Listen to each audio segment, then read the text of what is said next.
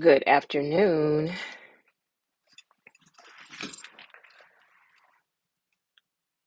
Hello, hello, hello.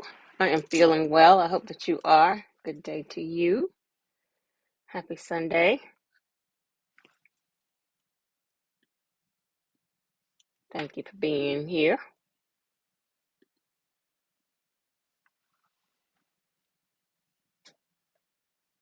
All right, I am giving it a few minutes. I was late to the game and posting that I was going to be live.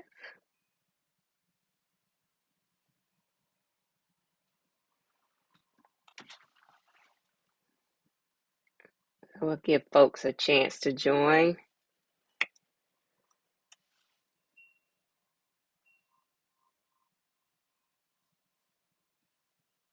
I see some thumbs up.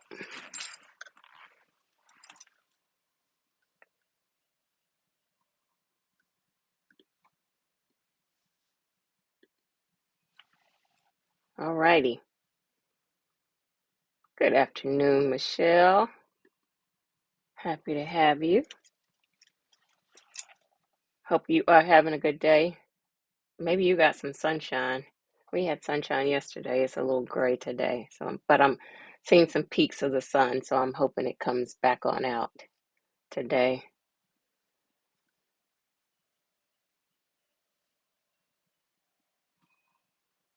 All right. Some more thumbs up. Happy Sunday. It is March. We are almost a quarter into 2024. Time is moving. Hello, hello, Cape Charles Tiny Living. I'm glad you could make it to Michelle. Welcome. I think you might be a newbie. Cape Charles Tiny Living. Happy to have you here. Hey, Cynthia. Happy Sunday. Glad you are here. I hope everyone is doing well this Sunday. Cape Charles. Where's Cape Charles? Tell us where you're located. Give us some background. Do you live in a tiny house? You have a tiny house community? What is going on, Cape Charles? Hey, Teresa. I'm sorry you're having issues with YouTube. I just saw this morning that you sent me a note, so I've got to go back and check it out and respond to it. Happy Sunday, everybody. I hope everybody is doing well, having had a good week, and looking forward to a, a good upcoming week. I have, so I'm happy that you all are here. I think today, as I was moving into my thoughts for the stuff that I have going on, the stuff that I'm working on, I really was thinking, and it was kind of the follow up from our conversation. Okay, so wait, Cape Charles, tiny living, Eastern Shore, Virginia, 10 tiny homes, short term rentals. Very nice. We'll have to connect. Would love to have you share your community online here. Oh, tiny house hotel, beautiful. Yeah, we definitely. I'll have to find your channel and check you out, and then maybe have you come on as a guest here. Thank you for joining today. Happy to have you. Eastern Shore of Virginia. You should come down to the Tiny House Festival that we're hosting in North Carolina, right outside of Charlotte, April 13th and 14th. But glad to have you. Thanks for joining. Let me do my intro. I have just gotten into talking. Let me do my intro and be professional here. Let's see. Let me change my screen and do my intro, and then we're going to kick it off. All right. Good morning or good afternoon, depending on your location. My name is Jewel Pearson. This is Miss Bohemian Soul TV, creating home. This is the Tiny House series. We've got 3 segments in the series where we do the conversations on intimate spaces that I was just speaking to Cape Charles Tiny Living about. We also do the What's Your Question, where I'm answering frequently asked tiny house questions. And then this is the segment where we're just joining in community conversation. I don't necessarily have anything planned. We just chat, see what's going on, and connect, and just literally sharing in community. As I introduce myself, I always say I built a kind of fancy tiny house in 2015. And since that time, I've shared my journey to hopefully inspire others who are interested in the movement to help them find their way. I do offer coaching and consultations to help others in their tiny house journey, and you will be able to find links to connect with me for all of those things once this video goes live. And I serve up a lot of representation along the way as I'm doing all of that. And I've shared before that it is my intent to build figurative and literal community that is accessible and inclusive. And if you find this information, our conversations helpful and the video helpful, I hope that you will like it. And as Crystal is just saying, hey, Crystal, welcome. Like it, you'll like the video, you will subscribe to the channel, share the video, and do all of the things to support, and then also turn on the notifications so that you will know when content is going live here. Happy to have you. Hey, Crystal, glad you are here today. We missed you last week. Happy to see you here. All right. So, oh, Teresa, you're on your phone. All right. Very cool. All right, so I was kicking off, and Sunday is usually my preparation day to try to get myself together for the upcoming week, and was just Crystal says I'm not seeing anything yet. Okay, I might have been doing my intro. So the as I was kind of thinking about a conversation last week where we were talking about um perfection. I was talking about my need for perfection, how it was getting in my way, as I realized the ways I get in my own way. And then this week I read a lot of things about um, perfectionism, procrastination, a whole real thing for people who just get stuck, as I was calling it last week, ostriching, just sticking my head in the sand and not doing anything because I was just in my own way. So I've been refocusing, refocusing a lot. I feel like that's a theme for me these last few weeks in refocusing, and I think that happens a lot when something has happened that kind of shifts your direction, and you have to refocus on what the direction is, and sometimes, especially when it's a shift that happens that's outside of your plans or as you feel kind of outside of your control. And so you have to kind of reshift and rebalance to figure out where you're going and how you're doing all of the things. And so this week I've really been focused on purpose and kind of where I see my like the responsibilities that I see for my life and owning the direction um, and refocusing on my intentionality. Hi, Kitty. I'm going to be talking to you soon. I'm looking forward to that. Um, Refocusing on intentionality was kind of a theme as I was thinking through moving forward. And I had a conversation with a friend this week, and I was just sharing some of the things that have come about, like within this journey, as I would call it, post TIA, and navigating this new space and trying to move this the work that I want to do within the tiny house community, within the advocacy space for tiny houses and affordable housing. And in our conversation, it was just really a reminder to me that that was like my intent when I started out. I'm about this is 9 years. So my intent when I started out was to move my work more into the tiny house space and into all things tiny house related. And then but I've been in a kind of what I would say comfortable, for the most part, a comfortable spot in corporate America as I've been still doing this tiny house stuff. And then it's kind of like when a rug is pulled out from underneath you, that forces you to move a little quicker into in the direction that you intended to go into, but you're kind of doing the slower crawl to it. And so that's kind of the conversation that we were having. And for me, just the reminder of refocusing on intentionality. And I think that happens to a lot of us as you kind of get comfortable and you're going along the way. Hey, Rosalind. And you kind of start coasting into direction, and maybe you don't have the full steam ahead. Hi, Hi, Latasha. Maybe you don't have the full steam ahead that you had initially, because you get a little sidetracked, or you get a little comfortable, or you're moving a little slower, taking your time getting into the direction, and then something requires you to focus or refocus. And that's a lot of where I recognize that I am. And so I am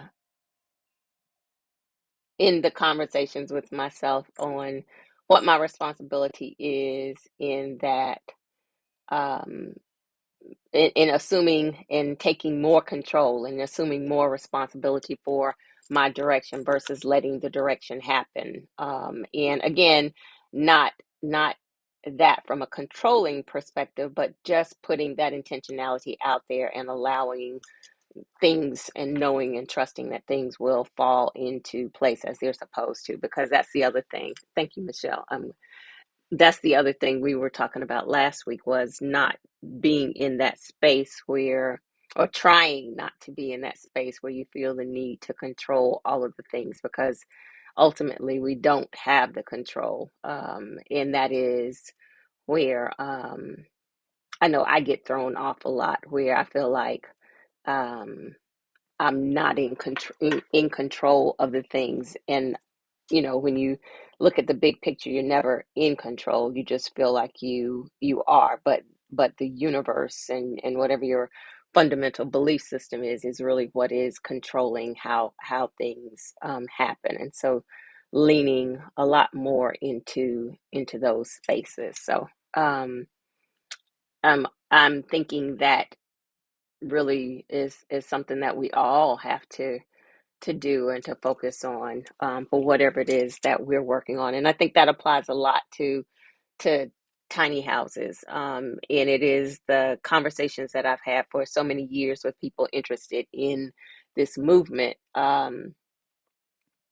because there's so much intentionality in the decisions to downsize. And when I say downsize, not just your space, but when you're thinking about um, tiny house living, there's a lot of physical downsizing that has to happen, as well as mental and even spiritual downsizing. And there's a lot of thought and intentional focus that goes into it initially. So it is it's so much of the conversation that I've had for all of these years, and now I have to step back and really think about those conversations and reapply it to myself, because I'm in the house, and now that intentional life that I had envisioned for myself so many years ago, now is the time to really exercise all of the things that I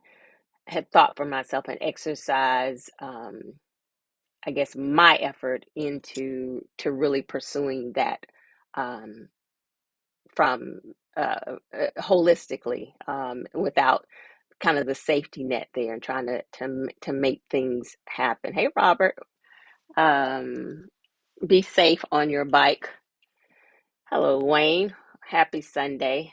Um, so those are all of the things. And Crystal, that's absolutely right. We don't have control like we like to think we do. And that is one of the things that um, I know for myself personally, it's like one of the things that throws me completely off is that when stuff is kind of swirling and I don't feel in control, that, that just sets me back because that is my personality to, and I've always said, like, from my personality, from a work perspective, project management work, product management work, it is controlling and owning the things. And um, but ultimately we don't have control, and that is one of the things. Like, you might be guiding, you feel like you might be guiding things, but how things turn out, and the opportunities that come your way, and the way things unfold is definitely not something that is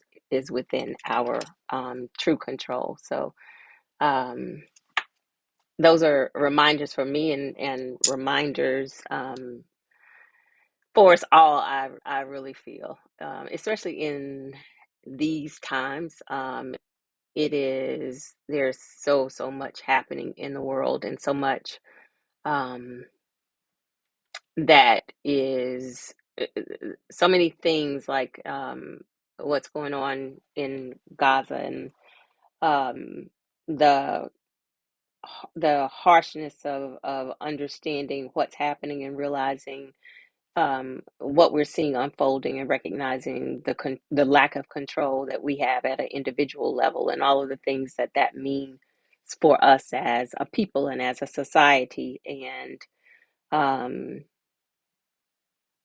it is all of those things that just continue, that add into the swirl of the things, that where you feel like you're out of control, and things are out of your control, and you just really have to recognize that there is, some stuff that is not not meant for us to control, and there's some of the stuff that, again, we might be kind of maybe having some input, or um some guidance into it, but it is all bigger than us, and really um the way the universe is moving, and things that are not within our control. So yeah. Um, oh, thank you, Latasha. Thank you so much. I appreciate that. Um, so yeah. Oh, Teresa, you're saying you have so many friends that need your help. Let's get them over here. I need some more customers. So let's get them over here. I'm happy to hear you say that. And I do know, like I said, I do know I saw a note from you. I have been um, focused this weekend, and have been less focused on my social media. So I did see a note from you. So I would love to connect with those folks. And Robert, folks are saying hi to you. Crystal is saying be safe. I love that this community the Soul Collective community connects with each other. In the chat as you all join me on Sundays. I really appreciate that. Yes, Teresa, project management is hard on any given day without issues. Um, yeah, because I mean, when you really think about project management, and the connection with control, you really aren't controlling anything. You're the overseer of stuff. But project management is really oftentimes, like, I've heard people say, like, herding cats, where cats ain't doing, like, these cats out here. They do the most all day long, and they you can't tell them what to do. You can tell them to get down, and they looking at you like, you're not talking to me.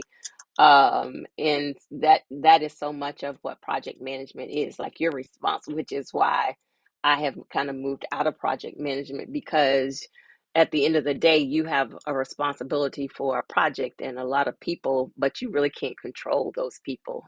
You can ask them and implore them, and follow up with them and do all of the things, but at the end of the day, they're going to do what they're going to do. And so that is, again, really aligns with the fact that as the project manager, you really think you are in control of the project, but ultimately we know that we're not. Um, so no, I am, yes, that is what it's called, Six Sigma, and no, I am not Six Sigma. Absolutely. And Crystal is laughing. I'm sure you're laughing about my cat comment. Because they, yes, they do the absolute most. And these, again, are not my cats. And I feel like there's the little community out there is growing. I feel like there's a flyer out somewhere where people say, "Come over here. This lady is nice." And as I've seen, the cat community is growing. There's a beautiful black cat that has shown up, and she's got two of the most beautiful kittens. As the community grows, I feel like there is a whole, like I said, a flyer, a bulletin out in the community that folks just stroll through to get something to eat, and some of them decide to stay. But these cats do the most. If I'm cooking something and they decide that they're going to jump up and look in the window and try to smell what I'm doing, that they do all of that. And yes, I agree that they need to be fixed. I have reached out to an organization, and I don't know if it is just because I live so far out. I reached out to an organization, and it was like $25 a cat, and it's a bunch of cats out here. And I was like, ma'am, I'm not getting ready. One, I got to catch them, and two, some of them I know at this point I can catch because they're friendly with me.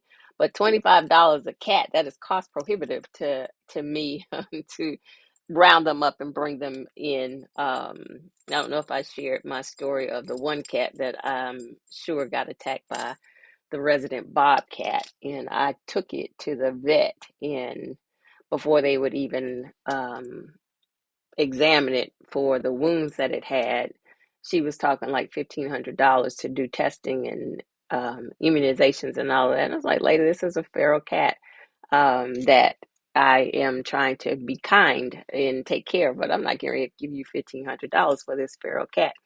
I am going to have to let nature take its course, and the circle of life has to happen. So anyway, yeah, they do need to be fixed, and that's not an easy process that I'm learning. Um, okay, so Teresa is saying that's why you left the bank and changed to mortgage. I saw the abuse of our PM. Yep. It's a whole lot of responsibility, not a lot of pay, and again, you're not really controlling anything. So yeah. Um, I don't know, Teresa. I need to check on that. I had called a local. It's actually right down the road. And that's how you know you live in the country when you say right down the road, not right down the street. This is the country and it is a road. But it's a facility that's down the road that I had reached out to, and that was their pricing. So um, maybe I can, as we head into spring, maybe I can look into it a little more. Um, all right. I do too. Crystal says I love black cats and dogs. I do too. The mama cat is black and she has a little white triangle in her chest, and then her two kittens. So it's funny to me since um I've learned that since I've been out here. I've learned about skunks, and I've learned about what else did I tell y'all about? Bobcats, obviously. But since I've been out here, I have learned, because I've wondered how these cats have. Robert is saying hello, Crystal and Teresa. I've wondered how these cats will have litters, and the kittens look so totally different. And so I learned that cats and dogs um, can mate with multiple partners and have kittens in a litter from those multiple partners. So in in our terms, they can have multiple baby daddies in one litter, which was just wow for me. So um the so I'm always observing that in the litter of kittens. And so this pretty beautiful black cat, she's got, like I said, a triangle of white in her chest, and then she's got one black kitten who looks like a lion. His fur is just coarse 4A hair, and it is just whoof like it's blow dry. It was blow dried out, and his face, he's got this hair around his face. He really looks like a little baby lion.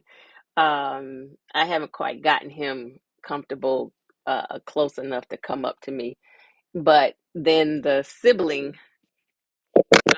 kitten looks like the mama for the most part, with some real slick fur, but it's got a white white face. Like the outskirts of the face is black, but the interior of the face is white, and then the chin is black, like a almost like a goatee. It's the funniest looking little face. But they are so cute, and I so I've gotten that one to come closer, and it will let me pet it while it's eating. So I know that's the first step into to getting them accustomed to me. Um, uh, so yeah, yes, Tomcat daddies. I was like, excuse me. When I learned that, I was like, oh wow, that's a lot. There's a lot going on in the animal kingdom that they do all of the things. Um, but anyway, Robert Crystal said hello back. Um, Oh, Teresa's up the hollow, up the holler. Is that must be a country term? I don't know that one. Up the hollow. If I start saying up the hollow, you all please come get me from out here. Please don't let me say stuff like that. Y'all come get me. Um, um, Cynthia saying I gave my director your info, Jewel. He emailed you. He's looking forward to connecting. Um, I need to check. Give me a last name to make sure I have the email. Thank you, Cynthia, for doing that. I want to make sure I got the email. If you can give me a name, thank you very much. Um, oh wow, Teresa, I hate to hear that. Um, yeah, um, I see that online. I see that happens a lot. That when dogs get taken, and it doesn't, I don't know, did you have the dog chipped? But if somebody's stealing, that doesn't matter anyway. I'm sorry to hear that. I'm sorry that happened to you. Yes, Crystal. They are beautiful. Hi, Rachel. Happy to have you here. So yeah, that's the thought that I have as I'm moving into this week on intentionality. I am, from a working perspective, I am wrapping up the cooperative communities app. It is, I still have a couple of things that I'm trying to work on. I'm not 100% happy with, but I'm working on that, and hoping to have that rolled out. I really wanted to have it rolled out in February for Black History Month, but as I've shared, I got in my own way there. So now that I'm out of my way, um, I guess I can get it rolled out for Women's History Month. I mean, um, I really wanted the Black History Month, but I can take Women's History Month. Um, but yeah, it's close. So stay tuned for that. A reminder, Crystal, I saw you join the Patreon community, so let me drop that. I'm glad you're there. You and I need to connect. Um, on that. But I hope you also all, and this was a reminder. I hope your folks are joining, if you can, to join us here in right outside of Charlotte, April 13th and 14th for the Carolina Tiny House Festival. So I'll drop the link for that. Um, Mr. Dixon, he has the farmland. No, that I have. Okay, I am behind an email, so maybe I do have that email. I will check and make sure I do, but that name isn't ringing a bell unless I've just missed the email. But thank you for the referral. Hopefully, I'll have the email. Um, Crystal is saying, I'm glad to see you getting back to your things, Jewel. You got this. Don't worry about perfection. You know, these apps on our phones constantly have updates. Yeah, that was the conversation that we had last week. That was the conversation I had to have with myself in looking up perfectionistic procrastination.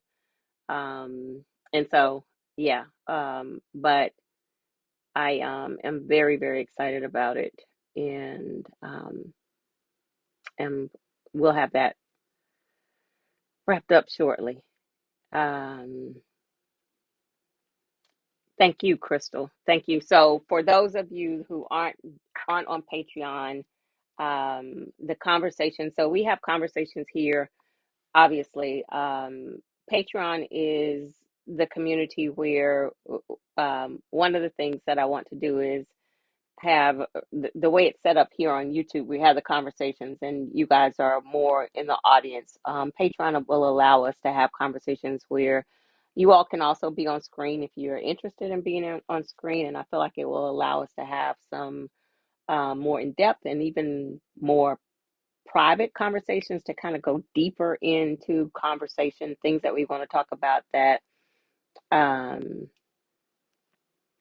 that maybe we wouldn't want to venture into conversation here in what is ultimately a public forum. So, and also within Patreon, I will be rolling out kind of a curriculum. I don't want to say curriculum and make it sound all formal, even though it is more of a curriculum to talk about things like the history of housing and um, the things that we can learn from the history of housing as we look at the future of housing and opportunities that we can take to contribute to the conversations around affordable housing, the things that we can do to be advocates for affordable housing and participate in that conversation.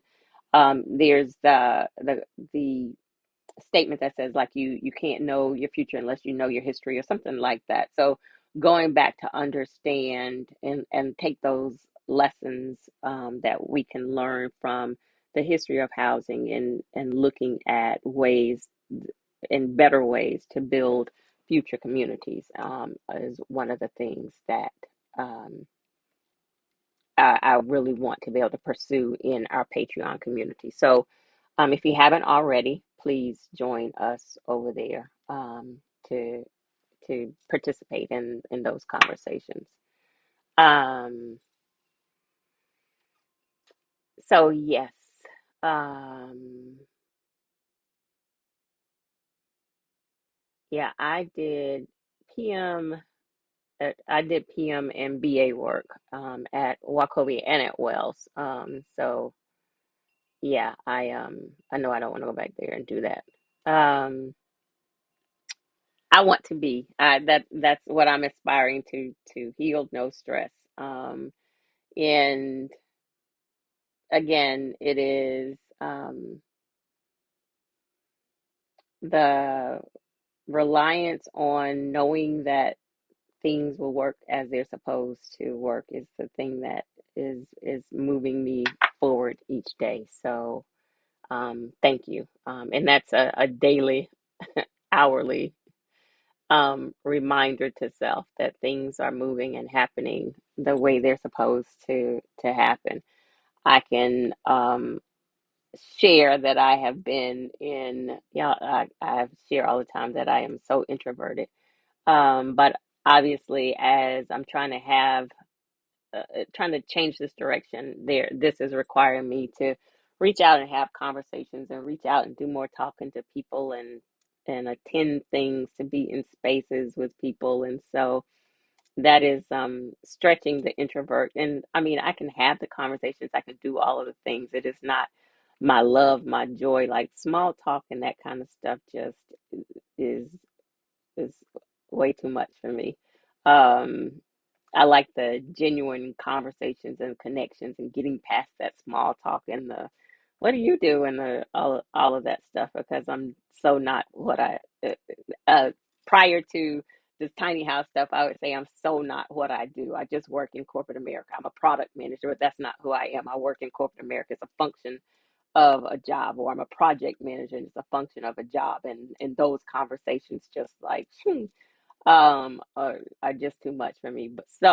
But I have been because the people I need to work with and the people who need to know what I do are not going to be here at the tiny house or out here on the farm with me and the cats. I have to put myself in those spaces, and so that is what I have been doing and put myself out in those conversations. And so I'm stretching myself, y'all. So and it's and when you're an introvert it is exhausting. I swear it's exhausting. Like I need a whole nap after I'm participating in these conversations and being on and talking to strangers. I don't talk to strangers like that. So anyway, but I'm doing it. So y'all just hold some space for me and know that I'm stretching myself and doing all of the things so that I can be in this path of the advocacy work that I want to do. All right, Cape Charles, I'm looking forward to having you at the event. And like I said, let's connect.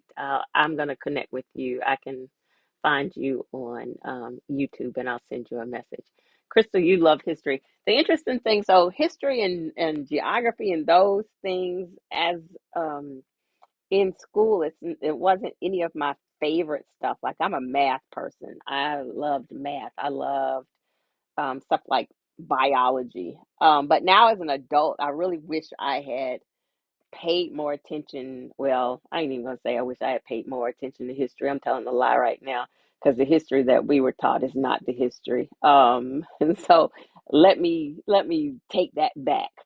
I wish I had done, or I wish I had been in a household where there was the deeper dive into history and the real history, maybe is what I should say. But I am doing that now as an adult. But I do wish I had paid more attention to geography, as my with my love of travel. I do wish I had paid more attention to that, but that's a learnable thing as well. So I'm glad you love history and you stay learning. Like that's one of the things that I am doing more of to keep my brain active.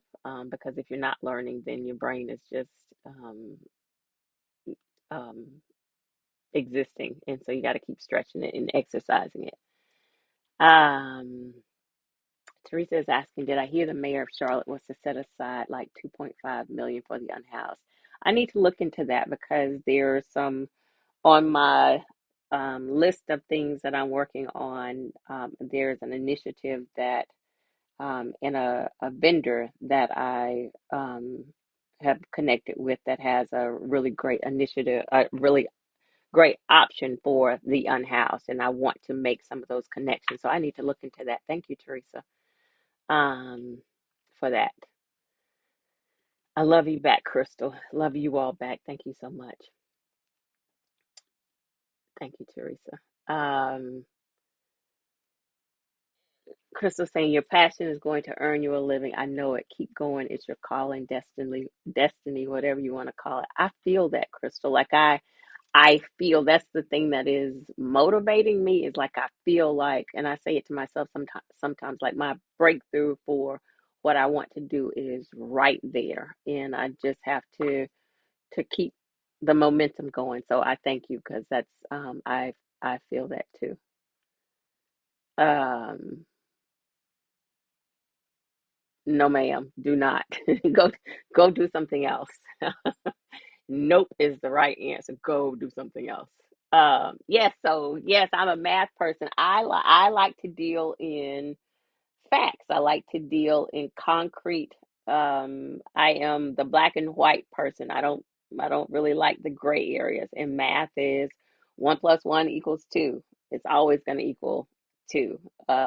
It is math is going to get you to a finite answer. I don't care how big the problem is. Once you work through all of the things, there's going to be an answer. And that's the way my brain works. So yeah, those are the areas that I flourish in. Um, okay, Teresa's a brainiac, tutoring math and English in college. Um, Oh, absolutely. Chris was saying I didn't get it growing up. I pursued it as an adult, started with questioning the church, dove into the history of those shenanigans, and kept going. Yeah, diving into the history of that will take you into some far spaces. Like that's a place you can go into and just stay as you're researching that information. That's a deep well to dive into. Okay, Teresa. Yeah, I'm looking forward to that. Thank you, Robert. Robert was at a traffic light. Thank you, Robert. I appreciate that so much. Um, Chris, Cynthia's. I must forewarn you. Mr. Dixon will introduce you to CTRT, control theory reality therapy. Okay, I need to look that up so I can be prepared for this conversation. Thank you for the forewarning. I'm gonna have to look that up. And true, Rosalind. Rosalind is saying geography is so different from what we learned in school. Many of the countries we learned about don't even exist anymore. That's absolutely true. You are absolutely right.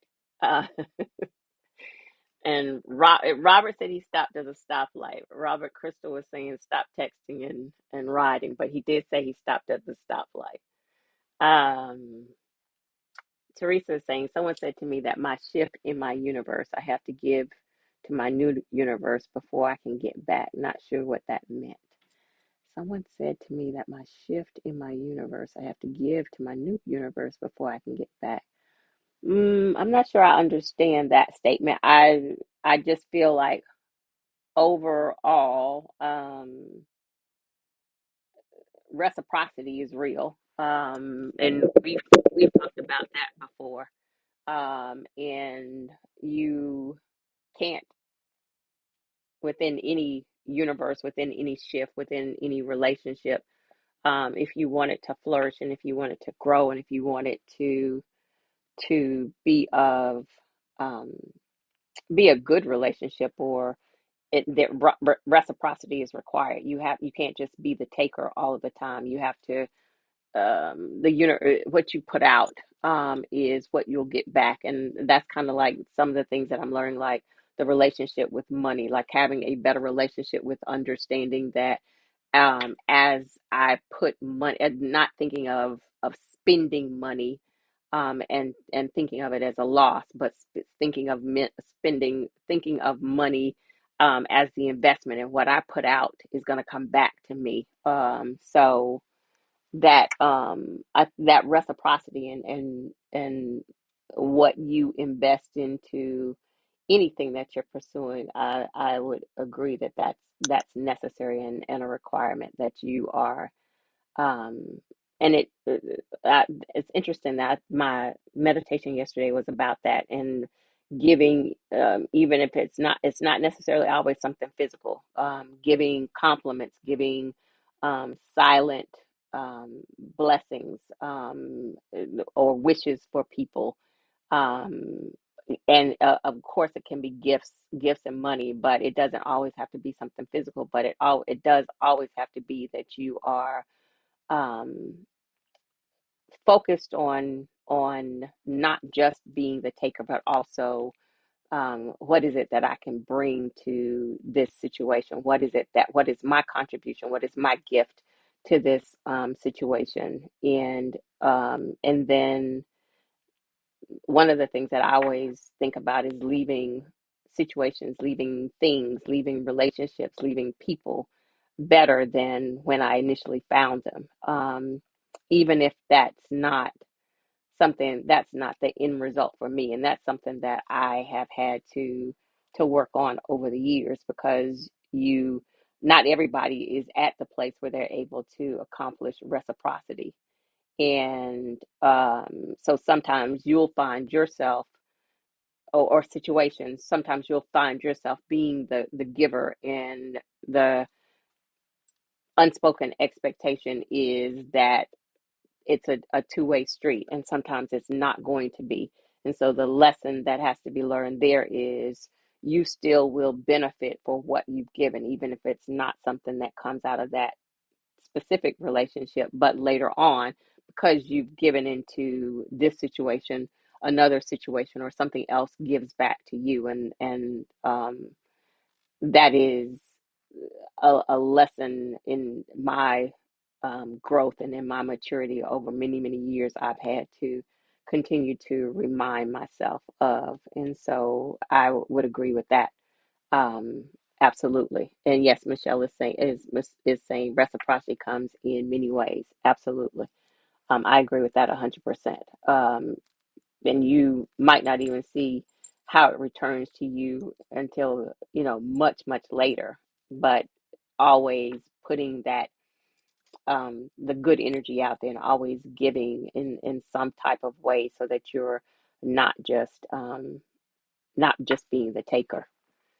Um, Crystal is saying, okay, Cynthia, thank you. I'm going to look that up. Um,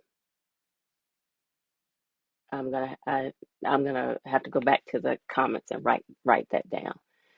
Crystal is saying you need to fill and be filled, give and be able to take. The indigenous people had it right.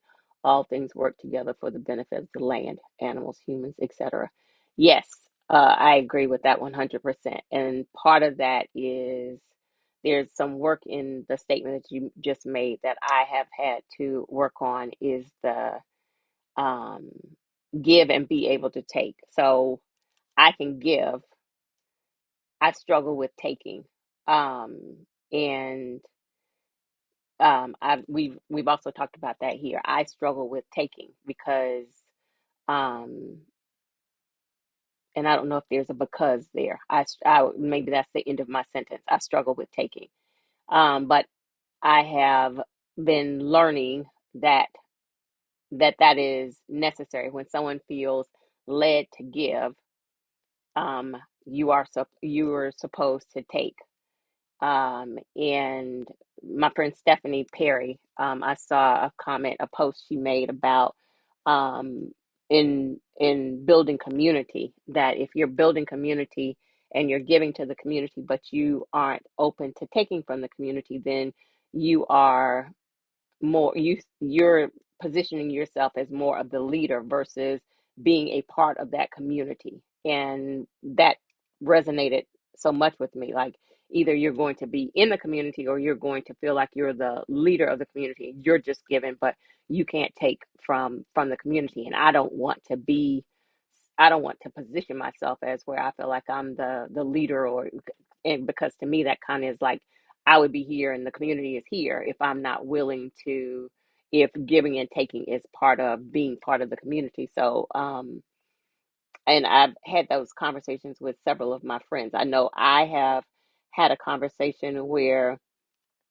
um I was sharing my job situation, and the fact that, on FMLA you don't get your full check. And so I was just having a conversation about that with a friend, and the friend offered to give me some money, and I wouldn't take it, and I felt bad about it, because it was, for me, it was conversation. I wasn't sharing that to ask the friend to give me money. And I wouldn't take it because I know my friend is, she works hard. She has a daughter that she, takes care of. So I felt like her responsibilities, I didn't I didn't want to take it, not from a I'm better than you standpoint. That was not ever my standpoint, but my thought process was, here's someone who works hard. She works a couple of jobs. Here's somebody who works hard, who has a child to take care of, and it's just me. Like I'm in a different position where I'm just responsible for taking care of me. So I didn't feel comfortable taking from what I felt like was taking from her and her family and her child. And she was offended. And so we had a conversation about it, but it wasn't my intent to offend. But I have had to learn that I'm supposed to take. If somebody's giving, I am supposed to take and not look at it like, not look at it from the perspective that I have been looking at it. So that is a place for learning for me as well, in the give and the take, and in the reciprocity. And so um, you're continually learning. And so, yeah, thank you very much. Um, Crystal, I mean, Jewel is asking, I mean, Teresa is asking, Jewel, is that why you use crystals? The why, were you talking about like the shifts in the universe? I'm not sure the why when you're asking me about crystals. For me, so I'm not sure what you're asking the connection to. So for me, for crystals, I think it is. um like I feel like people get weirded out about different things, like people who pay attention to the moon phases and crystals and all of those things.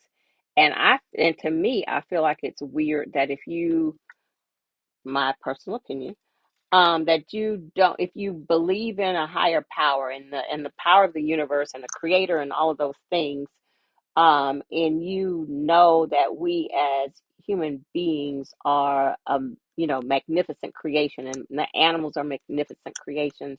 That you, if you don't understand that there is also power in things like rocks and crystals, and the way the moon phases, and the fact that you're born, I was born on August the 5th, a Leo, and what that means, of the time, like where the moon was, and the things, like if you even think about women who go into to labor and childbirth, and I'm way on another subject, but how, during a full moon there are more women who go into labor, and that's scientific, and it talks about the pressure and all that type of thing.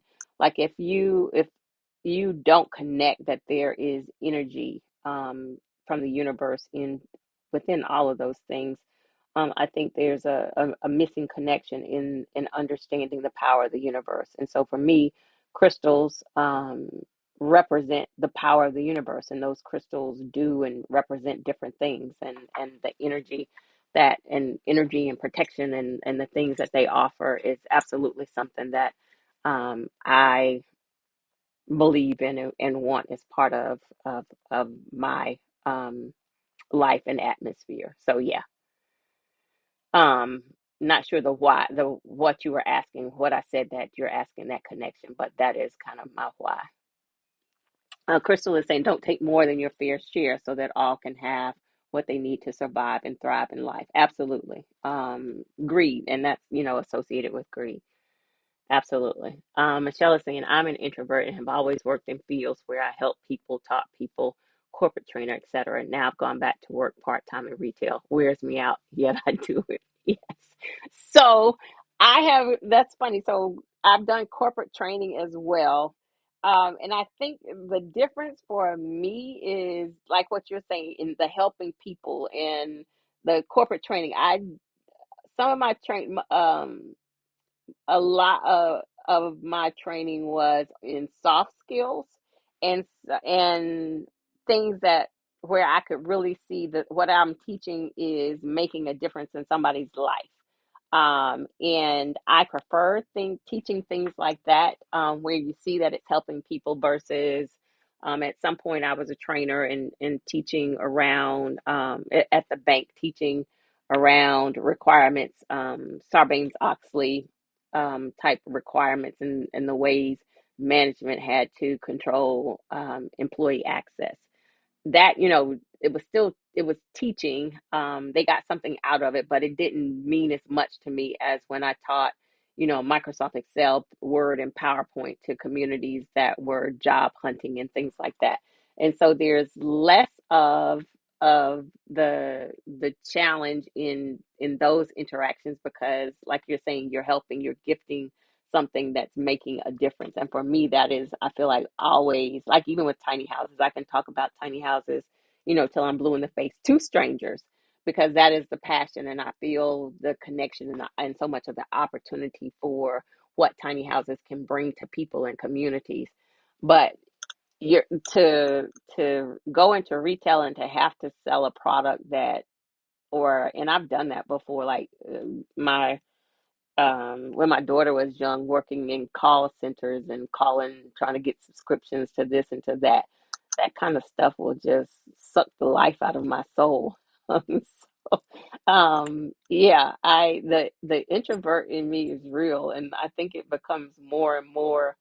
I become more and more introverted the older I am, and obviously living out here with cats as my friends and neighbors is not helping the situation at all.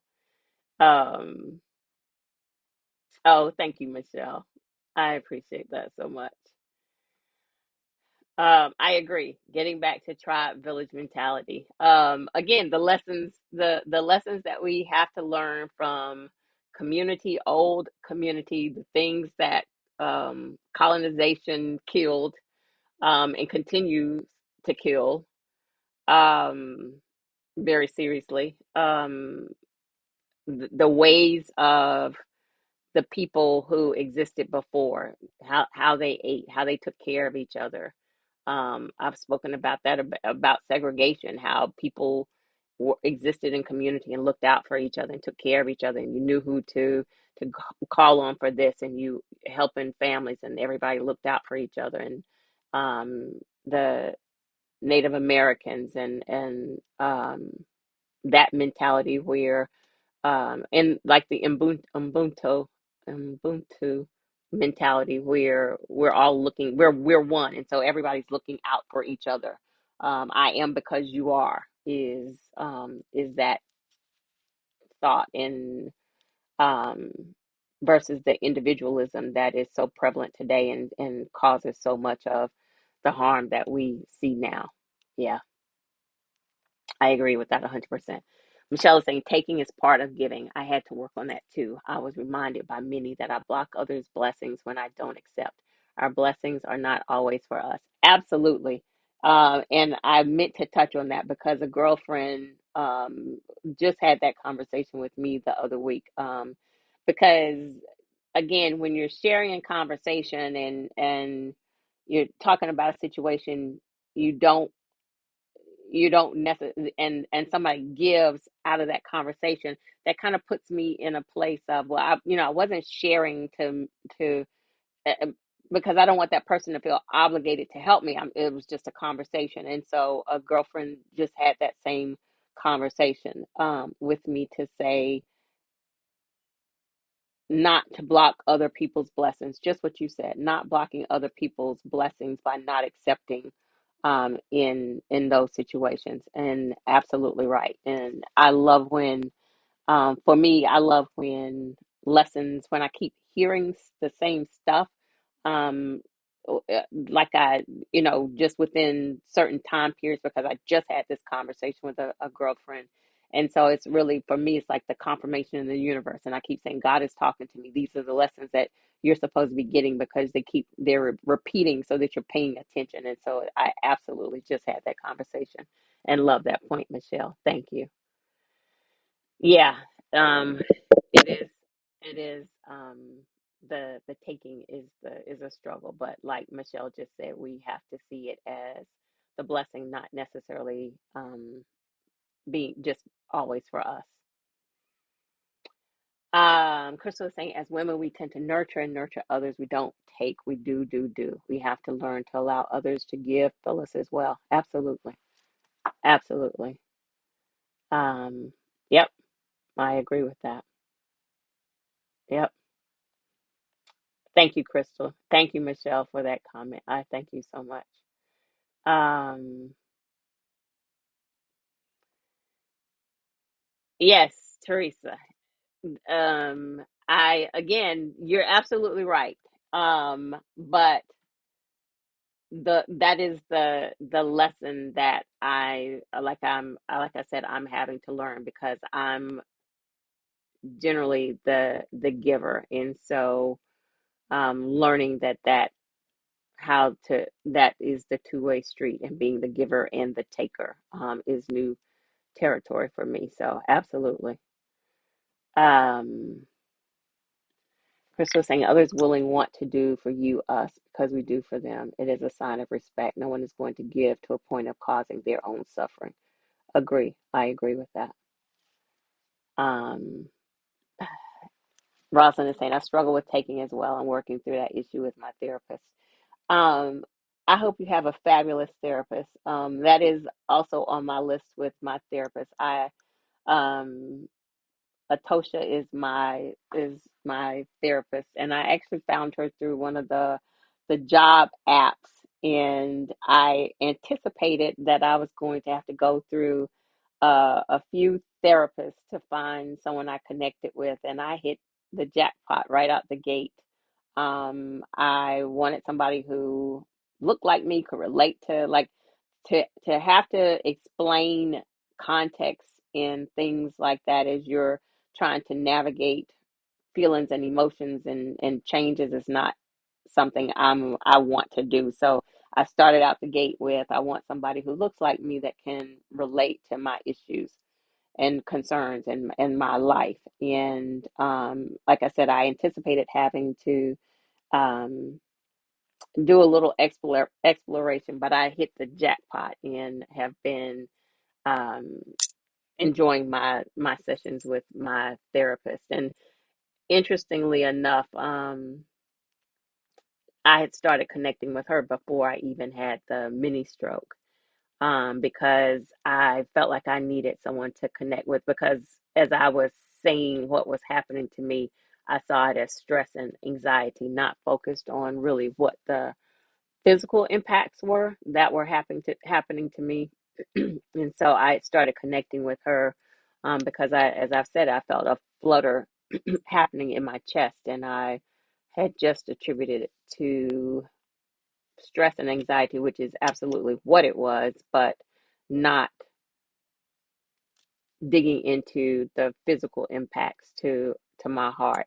And she said to me, I'm going to say probably a month before I actually had the stroke, that she was concerned in what I was sharing, because though those she said I don't want you to have a stroke. And when I came back and connected with her after having it, I told her that's exactly what happened, and why I am sharing and doing having these conversations within my circles and communities, because I don't want that for anybody else. And I didn't um, advocate for myself enough, nor did my doctor advocate for myself enough to really focus on um, what that impact was um, physically, because it is like Crystal was just saying, we do.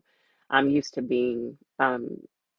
I'm used to having been stressed, because that has been life so much, young single mom, all of the things. And so but I should have done more to ensure my physical safety. So um, I hope you are enjoying your conversations with your therapist.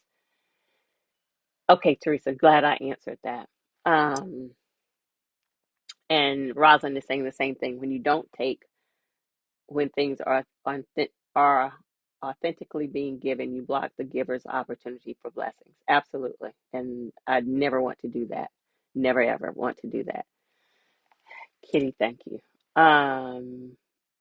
Absolutely. We are absolutely impacted by the earth and universe.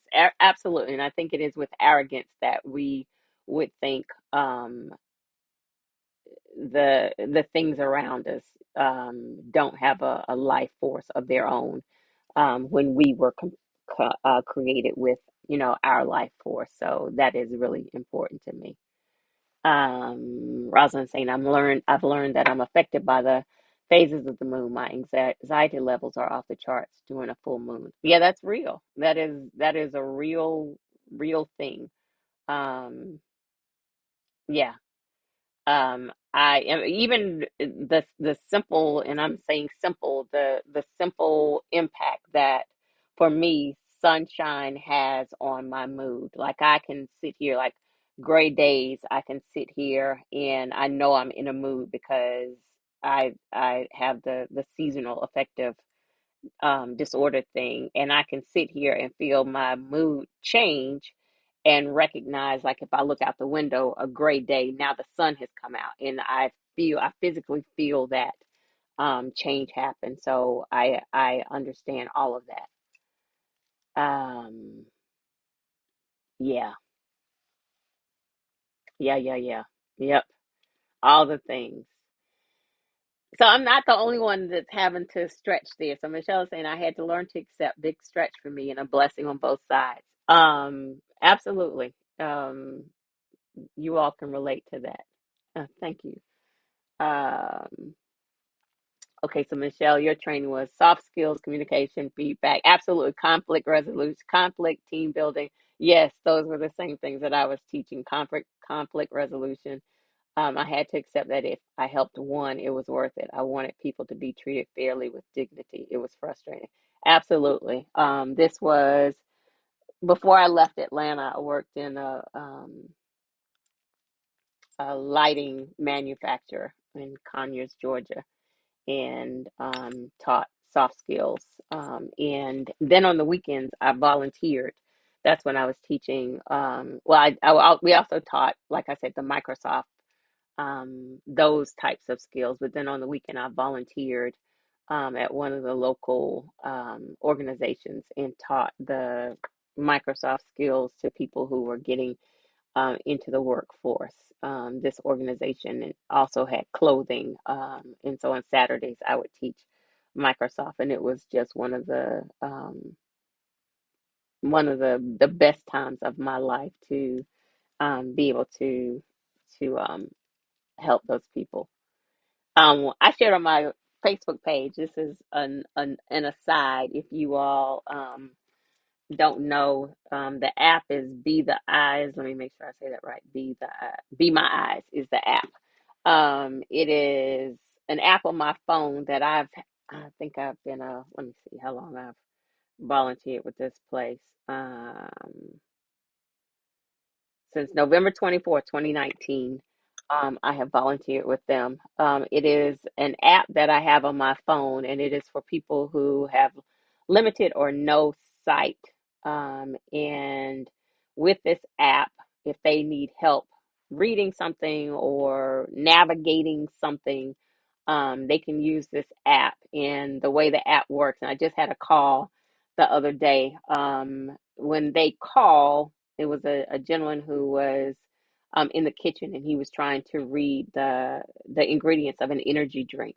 So it allows them through this app to share what it is that they're looking at, and you can help them read whatever it is or whatever they're trying to do. Like I've helped someone, she was trying to find in her freezer, she was trying to find some specific vegetables, and so she was sharing her camera and looking in the freezer, and I was able to tell her where it was, what she was looking for was. So that's an easy one to do if you all are looking for a volunteer opportunity. And it just made me think about that, because it just it's something simple that takes 5 minutes that just makes your whole day. Hey Key, yeah, we're just about to wrap up, but I'm glad you could be here for a few minutes with me. I thank you for being here. Chris was saying the cat lady crew. Who like I'm not even a cat person. And, I, and I probably should say that quieter before they hear me say that. But there's a whole cat family out there that waits for me when I get home, and mostly they wait for me because they want me to feed them. But they are a whole family that pays attention. They follow me around the yard, wherever I am, whatever I'm doing. They sit somewhere watching what I'm doing. If I could get them to help, that would be amazing. Funny thing is, so I count them. I have had to learn to step back and recognize again the circle of life is happening, so I can't be so attached to them. Especially like after I said I took that one to the vet, and the lady was trying to get me for $1,500 before she would even help the cat. But so I count them to see, who's here and who's missing, and I know them enough to know who's missing. And it's been about a month ago that I got home, and I hadn't been here for, I'm gonna say, a couple of days. And I started counting the cats to see if anybody was missing, and there was somebody missing. And I was just getting ready to go through the emotion of, being sad that somebody was gone. And then I heard a thump, and I heard a thump behind me and turned around and realized one of the kids had jumped in my car when I opened my door, and was getting stuff out, and I didn't see him. So he was sitting on my dashboard. So I got him out of my car, and I was just so grateful that I was counting, and I also heard the thump, because by the time I would have come back out the next day, I'm sure he would have torn something up and peed and done all of the stuff in my car, and I would have wanted to set my car on fire and set them on fire. So, before somebody gets me, PETA gets me, just kidding. I wouldn't have done that, but I would have been hot about it. So, anyway, yeah, I have a whole cat family out here. Um, Michelle is saying I could be a recluse easily, and people keep trying to talk me out of it. Outside of corporate, I did workshops for women and youth. Um, I kind of feel like I have turned into somewhat of a recluse, and it wasn't intentional. And y'all know I'm the city girl, and I'm struggling. I've shared that I struggle with it because I do want to be in the city. But there is such a peace, being out here as well. So there's that. I think if I wasn't so far from the city, this would feel better. But yeah, I can relate to that. Oh, thank you, Indigenous people. I said something wrong. Thank you, Crystal, for clearing that up. Um, Robert said, "Thank you, Crystal, for getting me together." Only one cat allowed in the house when we get married. Robert, I don't do cats in the house. They all exist outside. They cannot come in the house. And so that isn't an issue for me. I don't do cats in the house. Yeah, and you're funny. Michelle is saying sometimes the answers to our prayers is done through others. Absolutely. Absolutely. Yes, Teresa, Robert is doing is doing his thing. Michelle is saying, saw a video. A sister said we have to stop saying we are strong women and accepting that title. When we say that, people won't reach out to us or help. They think we've got this. We all need help. I agree 100%. And that is absolutely a title that I am moving away from, in a way that I'm moving away from seeing myself, for sure.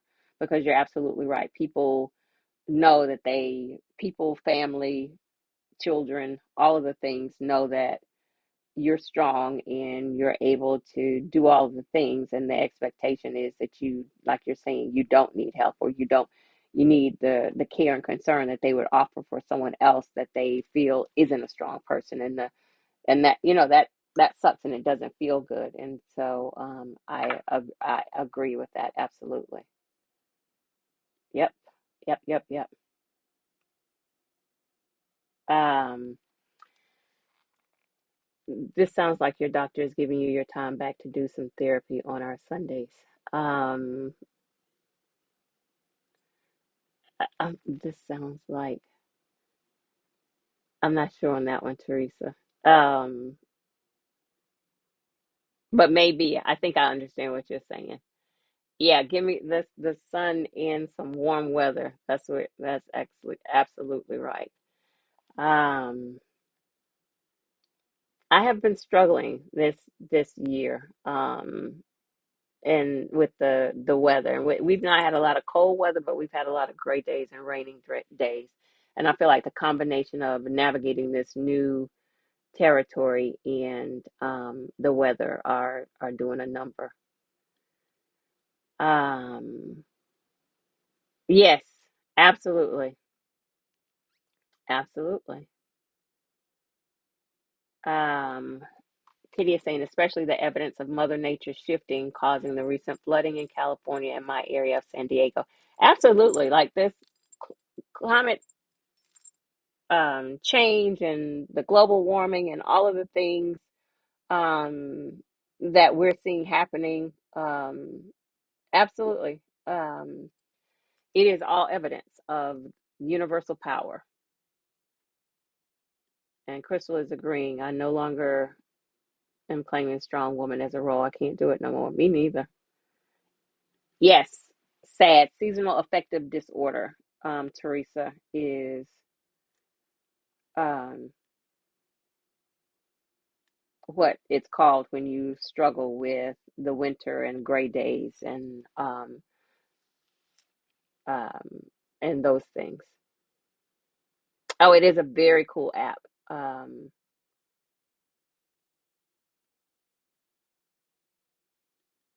Thank you, Crystal, for explaining that. Thank you, Teresa. Yes, they have adopted me. Um, yes, the cats won me over. They still can't come in the house, even though I mean they move so fast. I have had two get in the house. So so I I shared not so long ago there was a skunk that was bothering the kittens. So the kittens got to come in the house, but the kittens are not in the house. They were in a crate on the front porch. That was as far as they got.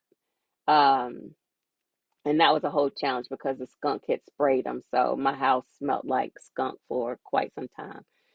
But not they weren't loose in the house. But I have had the cat get in the car recently, and then I have opened this door and didn't realize like they really just want to see what I'm doing because they'll sit outside the windows, and one of them apparently scooted past me when I opened the door, and I didn't see him. And but I very quickly realized one got in the house, and so I was doing all of the things to um, get get him out, and so that worked that he got out. So they have won me over. They still cannot come in my house because I don't do cats in my house. Um, so so yeah. Um, uh, and my allergies, the interesting thing. So I'm allergic to cats, but I guess I have gotten some type of immuneness immunity, that's the word, Jewel, immunity, immunity being around these cats because they don't bother me. I think sometimes when a new one comes around there's a bit of adjustment, but I've got some type of immunity. Hi, Alex. Happy you are here. Welcome. Happy Sunday. Glad you found me too. um Yeah, the skunks out here. And so I've shared the story. So February is a very active skunk time period because it is skunk mating season, which I learned last year, which also made a whole bunch of sense about Pepe Le Pew, why he was the lover and all of that stuff.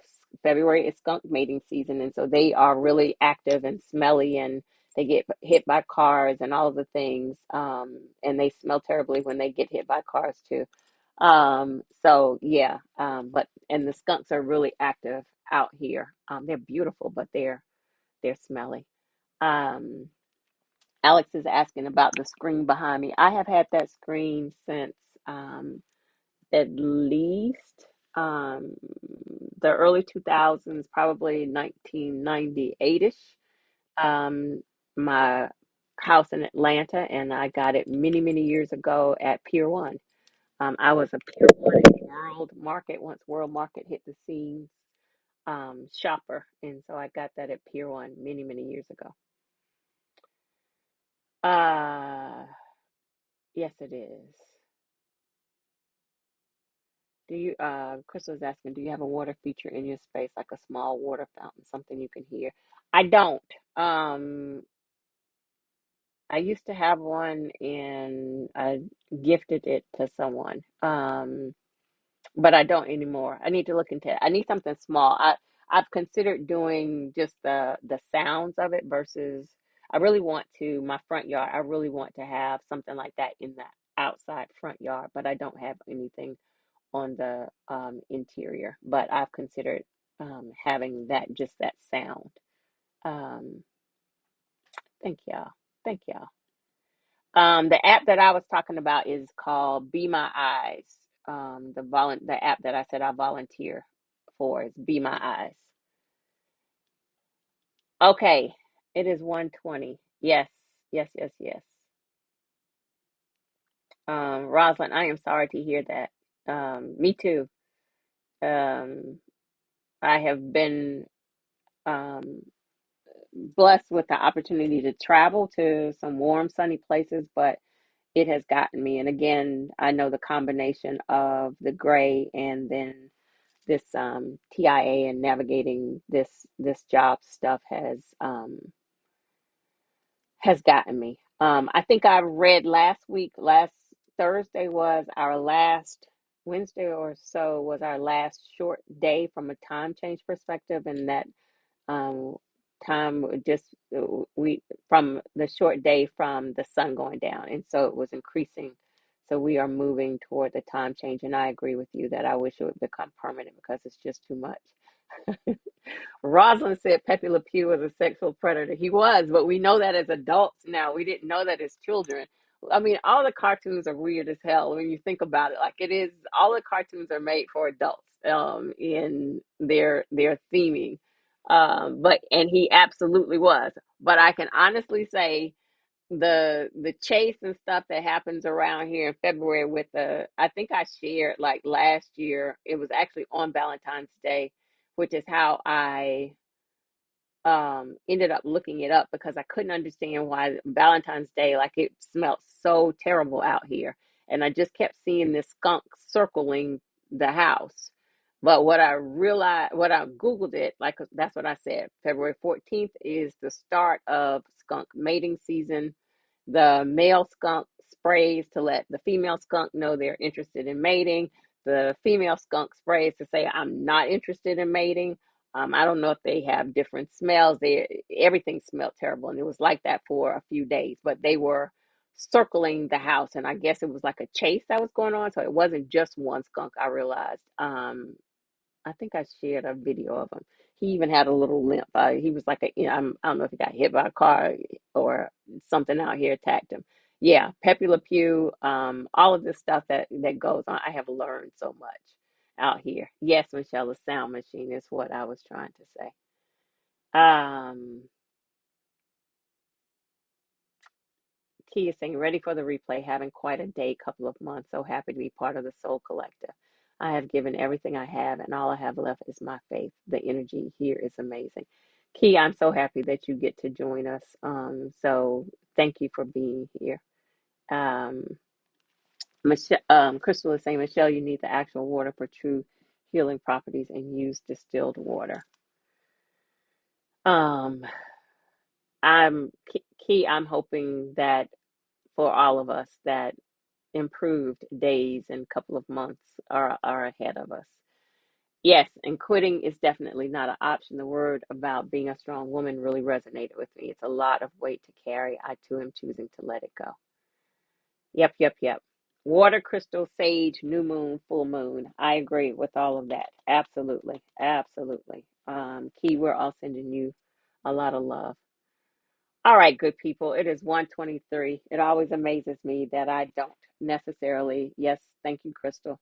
I don't necessarily have a topic, but we spend time here in community and have a very full and thorough conversation. And I always thank you all for that and for participating in that conversation. Join us on Patreon if you're so inclined for these more of these conversations, more in-depth conversations. And I am working on all of the things.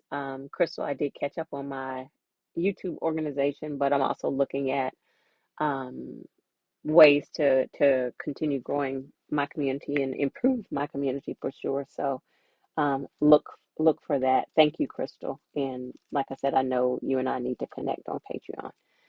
Um, all right. Thank you, Key. Have a good week. Kitty, I look forward to talking to you this week. Thanks, everybody. I hope everyone has a fabulous Sunday, a fabulous week. Absolutely. Thank you, Soul Collective family. Um, be safe. Do all the things. Robert, you be safe as you continue traveling. And I am going to do my closeout. Happy Sunday. Thank you all so much for being here. All right. I hope everybody has a great week. This has been our community conversation. We will be back next Sunday for more. Actually, next Sunday, I will have a guest. So we will be in conversations with someone in and around the tiny house movement. So looking forward to having that happen. Um, all right. Take care, everybody. Happy Sunday. Be well. Thank you, Michelle.